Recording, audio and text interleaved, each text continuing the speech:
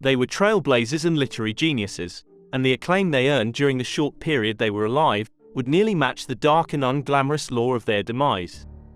3 of the 6 Brontë siblings all died in their late 20s and 30s during the mid-1800s in the small village of Haworth, England. Some say it was due to one successive broken heart after another. Officially, it was due to tuberculosis running rampant in the area at the time. But unofficially, the cause was almost more disturbing and repulsive than one could even fathom, even by the imaginative and illustrious Brontë sisters. Patrick Bronte was an Irish priest born in 1777 who spent most of his life in England during the 19th century. He and his wife Maria Branwell had 6 children total, including his 3rd child Charlotte, born in April of 1816, who was a poet and acclaimed writer for her novel, Jane Eyre, published in 1847 when she was around 31 years old. Soon after Charlotte was born, Patrick, Emily, and Anne were also born in Yorkshire, England. Emily Jane Bronte, born in July of 1818, was the author of the classic English novel, Wuthering Heights. When she was just 7, she had already lost her mother to cancer, and her 2 older sisters, Maria and Elizabeth, to tuberculosis. By the age of 20 she was teaching at Law Hill School in Halifax in 1938, but returned home to live in Haworth with the rest of her family. Branwell, the only brother, though troubled, was quite a talented writer and artist, being the first poet of the family to be published. But he had grown weaker and weaker leading up to September of 1848, when he passed away due to tuberculosis, made worse by his alcoholism and opium addiction. He was 31 years old at the time of his death. Emily later died of tuberculosis herself in December of that same year. She had deteriorated so quickly that the carpenter that built her coffin noted that he had never made one so small for an adult. She was 30. After enduring so much tragedy in so short a period of time, Anne, the youngest of the siblings, suffered such grief that she neglected her health and had fallen ill over Christmas of that year.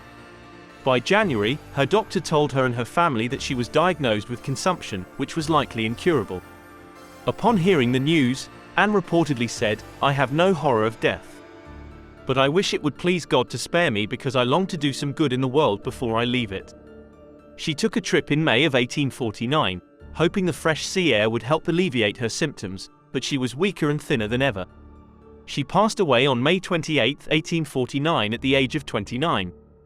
Charlotte would live on to marry in 1854, but she died in March of 1855 at the age of 38 due to complications with her first pregnancy. Patrick was stunned. He had just lost all of his surviving children, the majority of them in just a span of 6 years. Patrick insisted on a formal investigation into the troubling deaths in his family. Though the average age of death for people in the area at the time was around 26 years old, Bronte took a personal interest as to why death had fallen so quickly and heavily upon his household. Through the investigation conducted in 1850 by Benjamin Herschel Babbage, staggering and revolting discoveries were made about the town of Haworth. Due to a massive population increase in the area, and because sanitation efforts were not made to accommodate such an influx of people, hygiene and public health matters had gone by the wayside. People were relieving themselves, practically in the streets, as proper sewage and lavatories had not yet been established. In the poorest of homes, food was quite scarce. Perhaps worst of all, is that the more people you have, the more deaths you must have. And more deaths lead to a more crowded graveyard. And the graveyard in Haworth was on top of a hill. The number of bodies lying in the local cemetery became so inflated that they were not decomposing properly. This led to body fluids and other harmful bacteria to leach into the groundwater.